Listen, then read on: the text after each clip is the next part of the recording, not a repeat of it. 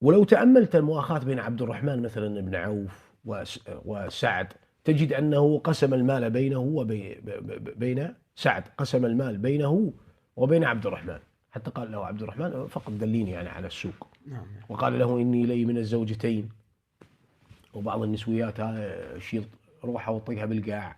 كيف يقول سعد لعبد الرحمن يعني لي من الزوجتين فاختر أيهما فأطلقها وتتزوجها.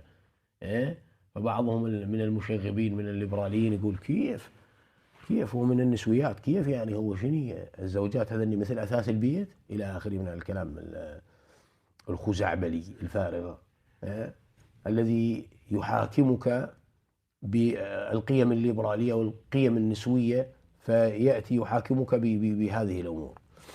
على العموم هذا الكلام ليس بصحيح، وردوا هذه وليس حتى شبهة، وردوا هذا الأمر سهل جدا. يعني أنت لك لك زوجتين، طلقت واحدة وراها أخوك تزوج الثانية، وش المشكلة يعني؟ شو المشكلة في ذلك؟ قال لا يجوز هي ما تريده، أنت أنت تتكلم مكانها مالك أنت. يعني بعضهم يقول لك يجوز هي ما تريده، هذا أمر آخر، ما تريده خلاص ما في إشكالية. ومن أدراك يمكن تريدها أكثر من زوجها، أنت ما تدري. هذه الأمور اللي هي إيش سبق الأحداث ترى أسهل منه ما في.